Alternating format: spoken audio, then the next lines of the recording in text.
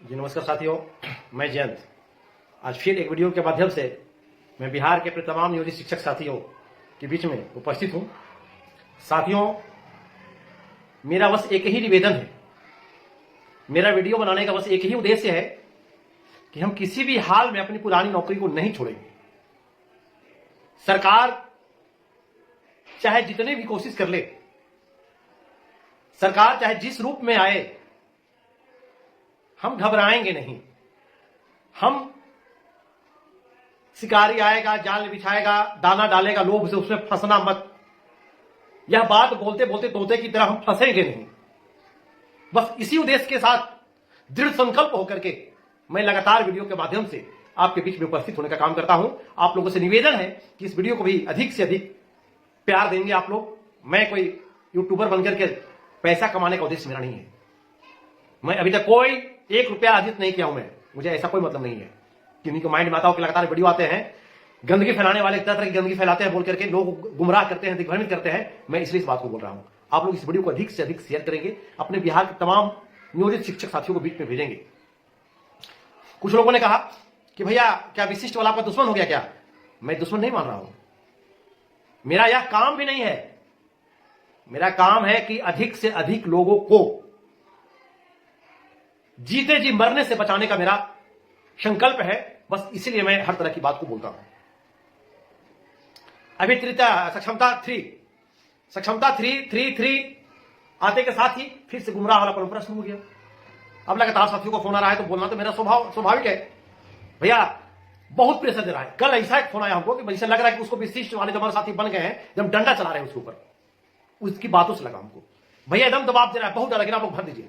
मैंने वैसे साथियों के लिए हम बताना चाहेंगे कि देखिए, आप धरती पे अकेला आए थे, अकेला जाएंगे। मुट्ठी बांध के सभी लोग आए थे, हाथ खोल के सबको जाना यहां से। तो फिर जब हम एक टेबल पे नौकरी कर रहे हैं तो हमारे हमदर्द कैसे हो गए? हाँ, नैतिकता के आधार पे एक दूसरे से मिलना जुलना, बात बतियाना, एक दूसरे के दुख दर्द में शामिल होना, यह सही है। लेकिन अब हमको कोई दबाव दे के भरिए भरिए भरिए, क्यों दबाव दे रहा है? आप साइकोलॉजिकल इफेक्ट भी होता है, साइकोलॉजी के सब्जेक्ट आपको कर रहा होगा, तो आप सोचेंगे कि आखिर वो दबाव क्यों दे रहा है। अगर जो विशिष्ट शिक्षक बन गए उनको किसी एक कोने से ऐसा आभास हो जाता कि नहीं, हमको सब कुछ मिल जाएगा, हम बहुत अच्छे हो गए, अव्वल हो गए, हम राजकर्मी हो गए, तो वो आपको फॉर्म भरने नहीं देते। गौर कीजिएगा मेरी बात को। आपको रोक देते, उल्टा पलटा समझाते कि मत भरिएगा। हम लोग तो फंस गए, हम लोग तो बर्बाद हो गए, आप लोग मत भरिएगा, आप लोग नियोजित ही अच्छे, वही लोग बोलते। लेकिन आज क्यों आप पर मानसिक दबाव बना रहे हैं, क्यों टॉर्चर कर रहे हैं 2-3 की संख्या में जाकर के आपके पास? बस एक ही उनका उद्देश्य है कि हम लोग तो फंस चुके हैं, हम तो अपना सब कुछ बर्बाद कर दिया अपने कलम से। अब ये कैसे सही रहेंगे? इनको भी उसी में शामिल कर दो। उनका यही उद्देश्य है। अगर ये हमारी बात अगर ये बात हमारी आपको बुरा लग रहा है, मेरे जब विशिष्ट बनेंगे उनको, तो फिर आपको बुरा लगते रहे, मुझे इससे कोई प्रभाव पड़ने वाला नहीं है। मैं सिर्फ ऊपर वाले से डरता हूं, सिर्फ ऊपर वाले से मैं डरता हूं, क्योंकि ऊपर वाले की जब लाठी चलती है ना, उसमें आवाज नहीं होती है। और जिसके साथ 4 हाथ वाला है, उसको 2 हाथ कुछ नहीं बिगाड़ सकता है। सत्य परेशान होता है परंतु पराजित नहीं होती है। सत्य परेशान इसलिए होता है कि असत्य के साथ मूर्खों का झुंड होता है। इसलिए बिल्कुल निश्चिंत रहे साथी, हमारे जितने भी हैं, बिल्कुल निश्चिंत रहे। आपको कहीं से भी जरा सा भी किंतु परंतु होने की आवश्यकता नहीं है। आखिर किस उद्देश्य से आपको लोग समझा रहे हैं? आप उनको उद्देश्य को समझिए। आप उनको उद्देश्य को अगर नहीं समझते हैं तो फिर आप अपने जीवन से खिलवाड़ कर रहे हैं। सोचिए, अब सक्षमता 3 सरकार का प्लानिंग है। सक्षमता 1, सक्षमता 2, सक्षमता 3, 4, 5 जो भी इनको लेना है लेते रहें, तो ये इनका काम है। हम इनके पीछे क्यों पड़ेंगे? हम इस बुढ़ापे में क्यों नई नौकरी में जाएंगे?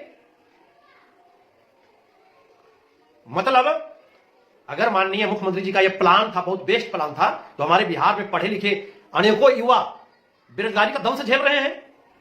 उनको आपको टीचर बना देना चाहिए था, विशिष्ट शिक्षक उन्हीं को बना देते आप। जैसे बीपीएससी वाले का बहाल कर दिए। एक बीपीएससी वाले भाई ने हमारे ग्रुप में लिखा कि हम लोग कभी 2 साल प्रोफेशनल पीरियड में रहेंगे, हम लोगों का वेतन भी इतना होना चाहिए था, सरकार इतना दे रही है, ऐसे कर रही है, हम लोग की लड़ाई कोई और लड़े, कोई और कोर्ट जाए। भाई हो यार, अपना लड़ाई तो लोग लड़ने तैयार है, तो हर लड़ाई क्या लड़ता? खुद से लड़ना पड़ेगा। खुद से आगे आना पड़ेगा। या उनकी आवाज थी अंदर की, हमारे बीपीएससी वाले छोटे भाई का आवाज था। तो आप हैं कहां ये पहले देखें। आप आसमान की ओर ताकते रह गए और तब तक जमीन नीचे से हटा लिया गया। ऐसे ही फांसी लगाया जाता है, आपको लटका करके नीचे से तक तक खींच लिया जाता है और आप प्राणों की आहुति दे देते हैं। ठीक उसी प्रकार से जो हमारी नई बीपीएससी वाले साथी आए, आज कहां है ये? यह महसूस कर रहे हैं कि हम शिक्षक हैं, विद्यालय में पढ़ा रहे हैं, शिक्षा का अलग जगा रहे हैं, लेकिन शिक्षक नहीं है। अगर शिक्षक है तो बताएं कि उनका पे स्केल क्या है, उनका ग्रेड पे क्या है? कुछ नहीं है। 25,000 पर हरियाणा की फैक्ट्री की तरह लाकर उनको बैठा दिया गया। आज हरियाणा की फैक्ट्री में नौकरी कर रहे हैं बीपीएससी वाले शिक्षक। और वही पैटर्न नियोजित शिक्षकों पर भी लागू किया गया, लेकिन यह सीधी कलम से हमारी नौकरी को समाप्त नहीं कर सकते थे, निकाल नहीं सकते थे। बस इसीलिए के पाठक को लाया गया। और फिर के पाठक ने अपने ब्लैक चश्मा का दबंगता जो दिखाया, जो नियोजित शिक्षकों को बेइज्जती किया, शिक्षक समाज को गाली दिया, यह कभी भुलाया जा सकता है क्या? यदि आप भूल गए हैं तो भूलिए, फिर आपके अंदर जमीन आपका जिंदा नहीं है। वही हाल माननीय मुख्यमंत्री जी तो बोले थे, उनकी कोई गलती नहीं हो, सब कुछ बोल के कर रहे हैं। बोल के पूरे विश्व को बताया कि मामूली परीक्षा लेंगे, इनको सक्षमता परीक्षा लेंगे, 1100 रुपए का फॉर्म भरवाएंगे, नई नौकरी देंगे। वो सब कुछ बोल रहे हैं, इसलिए बोल रहे हैं कि ताकि आप कोर्ट जाइएगा तो पब्लिक भी उनके साथ रहेगी, पब्लिक भी बोलेगी। करोगे ड्रामा मास्टर लोग, तुम लोग, ये पब्लिक की बोली होगी। ये सब कुछ तो मुख्यमंत्री बोले थे, बोलने के बाद तुम आए, उनकी पार्टी के लोग डाल देंगे आपको, लेकिन आप बात को नहीं समझ रहे हैं। सहर्ष स्वीकार, मौनम स्वीकारम लक्षणम करते जा रहे हैं तो करिए, लेकिन दूसरों को क्यों बर्बाद कर रहे हैं? आग लगाने के लिए एक चिंगारी काफी होती है। अभी वर्तमान में शिक्षकों का घर बचाने की आवश्यकता है, शिक्षकों के अस्तित्व बताने की आवश्यकता है। आज एक शिक्षक मर जाता है, उसको कोई देखने वाला नहीं, डर से विद्यालय बंद नहीं करता है लोग। एक कुत्ता भी मर जाता है सड़क पे तो मैंने देखा है कि एक दूसरे 2-4 कुत्ते झुंड में आते हैं और वहां पे बैठ करके आंसू बहाते हैं, विलाप करते हैं कि एक हमारा भाई चला गया। लेकिन शिक्षक में इतना भी दम नहीं रहा, अगर हमारा एक भाई भी किसी तरह से विद्यालय आने के क्रम में दुर्घटनाग्रस्त हो जाता है, हम पूरा टाइम उसके साथ हॉस्पिटल में जाकर नहीं दे सकते हैं। तो फिर क्या हुआ? लानत है ऐसी जिंदगी पे, लानत है ऐसी जिंदगी पे, लानत है ऐसी सोच पे। हम अपने आप को गुलाम बना चुके हैं। मैं आम पब्लिक को बताना चाहूंगा, आम जनता को बताना चाहूंगा कि यदि एक डॉक्टर डिप्रेशन में कोई काम करता है तो ज्यादा से ज्यादा 2-4-10 मरीज का जान जाएगा। एक इंजीनियर डिप्रेशन में काम करता है तो ज्यादा से ज्यादा एक पुल गिरेगा, एक बिल्डिंग गिरेगा तो 400 लोगों की जान जा सकता है। लेकिन यदि एक टीचर, एक राष्ट्र निर्माता पर लगातार जिस तरह से वर्तमान सरकार डिप्रेशन पैदा कर रही है, शिक्षकों को पढ़ाई से वंचित कर रही है, पढ़ाने से, आखिर सरकार की सोच क्या है? अगर शिक्षक के साथ ऐसा किया जा रहा है तो बहुत बड़ी एक समाज, पूरा एक राष्ट्र अनपढ़ पैदा हो जाएगा। आज हमारे विशिष्ट वाले शिक्षक साथी जरा बताए ना, अब तो वेतन क्लियर कर दिया भाई, 28,000 और 25,000 फिक्स हो रहा है आपका, फिर भी आप अपने भाई को क्यों फंसा रहे हैं? मतलब क्या कि अगर आपका पैकेट मारी हो जाए तो आप दूसरे को भी, अपने साथी को वहां जाकर पैकेट मरवा दीजिएगा? ये तो उचित नहीं है। मूल वेतन क्या है आपका? आपका मूल वेतन क्या है? नियोजित शिक्षक का मूल वेतन मिल रहा है 5200 से 20,200 का। आपका ग्रेड पे क्या है? नियोजित शिक्षकों को ग्रेड पे है, आपका भी था। आप नई नौकरी और राष्ट्र निर्माता की लालसा में सब कुछ त्याग दिया अपने कलम से, अपने बाल बच्चों के भविष्य पर अंधकार लिख दिया आप लोगों ने। क्यों छोड़ दिया आपने? रिक्वेस्ट कर रहे हैं, पैर पड़ रहे हैं, निवेदन कर रहे हैं, समझिए, चंद नेताओं के चक्कर में मत पड़िए। नेताजी लोग झुंड खोज रहे हैं। नेता तो कहा गया है ना कि नेता का एक उल्टा बहुत दूसरा शब्द जिसको मैं बोलूंगा नहीं, वो नेताओं को झुंड चाहिए, झुंड से पैसा चाहिए। अब नियोजित का संग वो छोड़ दिया और फिर विशिष्ट का झुंड में अब खोज रहा है, लाशों की झुंड पर नाच करेगा वह, अब फिर पैसा तस लेगा, फिर भन जाएगा सुप्रीम कोर्ट में, फिर भन जाएगा हाई कोर्ट में। वह झुंड खोज रहा है, इसलिए वो चुप हो गया सारे शिक्षक नेता। मैं भी शिक्षक नेता था 2003 से, आज हूं और आपके बीच रहूंगा, मरते दम तक रहूंगा। बिहार में जितने भी नियोजित शिक्षक रहेंगे, मैं नियोजित शिक्षकों के लिए मरते दम तक आवाज उठाता रहूंगा। आज एक शिक्षक मेरा मर जाता है, उसको कोई देखने वाला, उसके घर परिवार को कोई देखने वाला नहीं है। मैं उस ओर भी काम कर रहा हूं, मेरा कदम उस ओर भी चल दिया है। यह चाहे जिस संगठन से आप हो, जिस समाज का शिक्षक हुआ, चाहे जो नाम का शिक्षक हुआ, मैं पूरे शिक्षक समाज का कल्याण करूंगा। अगर किसी शिक्षकों की अकस्मात मौत होती है मैं 24 घंटे के अंदर उस शिक्षकों को एक बहुत बड़ी सहायता देने की व्यवस्था कर रहा हूं। यह मेरी सोच है। उसके परिजन को, उसके बेटा को, उसके बेटी को, उसकी पत्नी को एक बहुत बड़ी सहायता राशि का हम व्यवस्था करने में लगे हुए हैं, चाहे जो भी शिक्षक समाज हो, पूरे शिक्षक का, चाहे वो हमको गाली क्यों नहीं देते हो, अगर यदि मेरी बात का वो पालन करेंगे, हम बहुत अगले वीडियो में बताने जा रहे हैं, आपको इसे बताएंगे सारी बात को, तो हम उसके दरवाजे में पहुंचेंगे हम लोग, चाहे बिहार के किसी कोने में क्यों हो। तो हमारी ये सोच है। हम दिन रात शिक्षक की बात कर रहे हैं, सोच रहे हैं। बाकी नेता लोग जो कर रहे हैं वह भगवान माफ नहीं करेंगे, बार बार बाकी नेताओं का नाम हमको लेना उचित नहीं लगता है, लेकिन मजबूरी में लेना पड़ रहा है कि आखिर आपने ऐसा गद्दारी क्यों किया, क्यों किया शिक्षकों के साथ इतना बड़ा गद्दारी आप लोगों ने? कौन सा हक था आपको? आप सिर्फ चंदा वसूलने के लिए नेता बने थे? आप सिर्फ बंगला में खरीदने के लिए नेता बने थे? आप सिर्फ हाईकोर्ट में चेहरा चमकाने के लिए नेता बने थे? लेकिन दुर्भाग्य कि हमारे शिक्षक भी नहीं समझ रहे हैं।